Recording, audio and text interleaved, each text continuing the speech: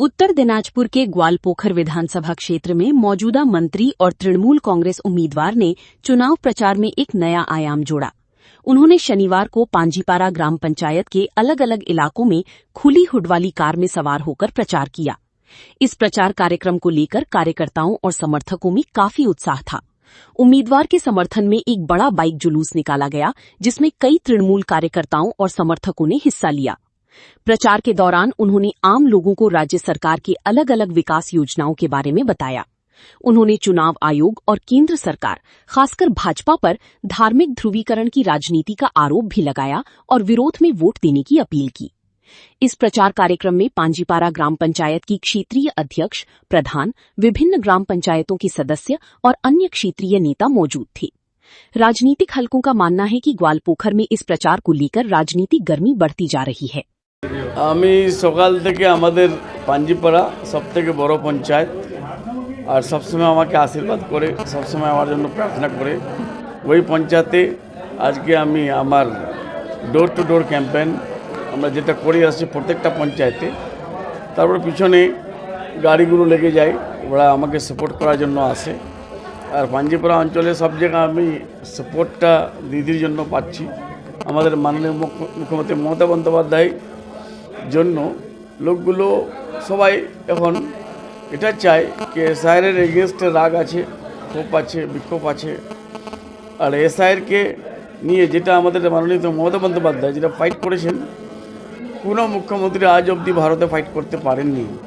যার জন্য আমি আমাদের মুখ্যমন্ত্রীকে মমতা বন্দ্যোপাধ্যায়কে ধন্যবাদ দিচ্ছি।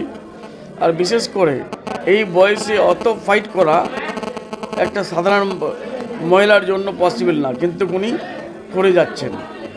আর সবথেকে ভালো লাগছে কি আমাকে কি এবার মহিলারা লক্ষ্মী ভাণ্ডার পেয়ে অত খুশ, কন্যাশ্রী রূপশ্রী পেয়ে অত খুশ। মহিলারা 99% মহিলারা সবাই বলছে মমতা ব্যানার্জি, মমতাকে আমরা চতুর্থবারের জন্য আমরা মুখ্যমন্ত্রী করব, আর গোলাম রব্বানিকে চতুর্থবারের জন্য আমরা এমএলএ করব। হ্যাঁ, তো 294টাতে মমতা বন্দ্যোপাধ্যায় ফাইট করছেন। ওনার ছাপ আর আমাদের ফটো, ওনার ছাপটা না থাকলে আমাদের ফটোটা কোনো কাজে আসবে, কোনো কাজে আসবে না। কি বলবো যে উন্নয়ন দেখে বা মমতা বন্দ্যোপাধ্যায়ের নামে মমতা বন্দ্যোপাধ্যায়ের উন্নয়ন 1 নম্বর, 2 নম্বর ওনার ফেস ভ্যালু যেটা আছে আজকে ভারতে, কারো ফেস ভ্যালু আপনার ভারতে নেই পলিটিশিয়ান বলে। মোদিজিকে সবাই ঘৃণা করে আর শুধু জুমলাবাজ, শুধু ধাপ্পা, শুধু মিথ্যা বলে যায়। যার জন্য এখানে পশ্চিম বাংলাতে আমাদের মমতা বন্দ্যোপাধ্যায়কে সবাই স্যালুট জানায়, সবাই নমস্কার জানায়, সবাই প্রণাম জানায়, সবাই আশীর্বাদ করে। আর এটার কারণ হলো ডেভেলপমেন্ট। যখন 2,20,000 কোটি টাকা আটকে রেখেছে, তারপরে কোনো উন্নয়ন বন্ধ হয়নি, না লক্ষ্মীর ভাণ্ডার বন্ধ হয়েছে, না টিচারদের স্যালারি, এবার ডিএটাও দিয়ে দিয়েছে। যার জন্য সব লোক মমতা বন্দ্যোপাধ্যায়। সকাল থেকে রাত পর্যন্ত কিভাবে নিজেকে ঠিক রাখছেন? দেখো, আমি আজকে তো না, আমি সারা বছর কাজ করে যাই। সারা বছর কাজ করলে এই ইলেকশনের কাজটা অনেক ইজি লাগে। এটা যদি অভ্যাস না থাকতো তো টাফ লাগতো। সকালে কি খাওয়া দাওয়া করে? আমি খাই রুটি, সবজি, তারপরে কিছু ফ্রুটস, এগুলো খাই, বাইর হই। সারাদিনে আমাদের কর্মীগুলো যেখানে খাওয়ায় ওখানে খেয়ে নিই। কিছুদিন আগে দেখা গিয়েছিল যে এই এলাকায় ওই সৌরা ম্যাডামও প্রচার করতে এসেছে। ও জীবনে আজকে কি বললেন? আচ্ছা, আমার মিসেস, হ্যাঁ, তো স্বামীর জন্য তো করবে। হ্যাঁ, আর ওনারা তো আমি নমিনেশনটা ফাইল করে দিয়েছিলাম। যখন শুনলাম যে আমাকে নমিনেশন করতে দিবে না, আমার নমিনেশনটা বাতিল করবে, যার জন্য ওনার নমিনেশনটা আমি ইন্ডিপেন্ডেন্ট করে রেখেছিলাম। আর আমাদের দিদি বলেছিলেন কি তোমাদের নমিনেশন যদি কারো ক্যান্সেল হয়ে যায়, নিজের ঘনিষ্ঠ যারা আছে তাদের নমিনেশনটা ফাইল করে রাখবে, যার জন্য ওনার নমিনেশনটা ফাইল করেছিলেন। আপনার পরিবারে আপনি প্রচার করছেন, প্রচার করছে, তার মনিরাও প্রচার করছে, প্লাস ওনার মিসেস উনিও প্রচার করছে, আবার অন্যদিকে আপনার এক ভাই নির্দলে প্রচার করছে, ভাগনা বাবা নির্দলে প্রচার করছে, 6 জন প্রচার।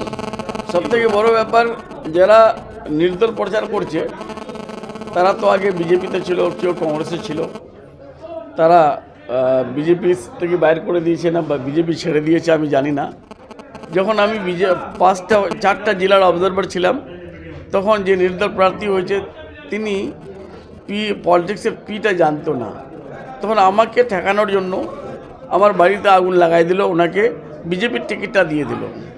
আপনি কি বলতে চাচ্ছেন বিজেপি আপনার পরিবারে আগুন লাগাইছে? হ্যাঁ, বিজেপি, অবশ্যই বিজেপি, কংগ্রেস, আর বিশেষ করে ভিক্টর। এমনি তো আজকে দীপা দাস মুন্সিও প্রচারে আসছে গোয়ালপুরে। দীপাদাস মুন্সি তো 5 বছরও দেখা যায় না এখানে। 5 বছরে শুধু রব্বানিকে দেখা যায়, ডে 1 থেকে 5 বছর অবধি। তো দীপাদাস মুন্সি এসে বা ভিক্টর সিক্টর এসে কিছু লাভ হবে না এখানে। তারা বলছে যে রব্বানিকে আমরাই হাতে ধরে নিয়ে আসছিলাম, সে এই সমস্ত কথা। হ্যাঁ, এটা তো আমি সবসময় বলি, আমার বাবা এখানকার রাজনীতিটা, মূল রাজনীতি আমার বাবা করতেন। বাবার নামে কংগ্রেস পার্টি চলতেন এখানে। তারপরে প্রিয়দা আসলেন, যখন প্রিয়দা এসেছিলেন তখন আসার পর কংগ্রেসটা একটু ডুম হওয়া আরম্ভ হলো। তারপরে কেউ বলল যে কংগ্রেসটা যখন আমি এসেছিলাম তখন কংগ্রেসের পজিশনটা অত্যন্ত ভালো ছিল, এখন দুর্বল কেন হয়ে যাচ্ছে। তো কিছু লোক বলেছিল ওনাকে, যেভাবে গান্ধী পরিবারের যে লোক কংগ্রেসি ভাইগুলো শ্রদ্ধা করে, তেমনি ঠিক গোয়ালপুকুর ইসলামপুর সাব ডিভিশনে কংগ্রেস বললে ইমাজ সাহেব বললে কংগ্রেস ইমাজ সাহেবকে শ্রদ্ধা করে। যার জন্য ইমাজ সাহেব আজকে নেই, যার জন্য কংগ্রেসটা উইক হয়ে গেছে। এবার আমাকে প্রিয়দা, আমি স্কুলের শিক্ষক, প্রিয়দা আমাকে তুলে নিয়ে আসছিলেন, এটাতে আমি অস্বীকার করছি না। প্রিয়দা তুলে নিয়ে আসলেন আর আমার দিদি আমাকে সাজিয়ে গুছিয়ে ক্ষমতায় নিয়ে আসলেন।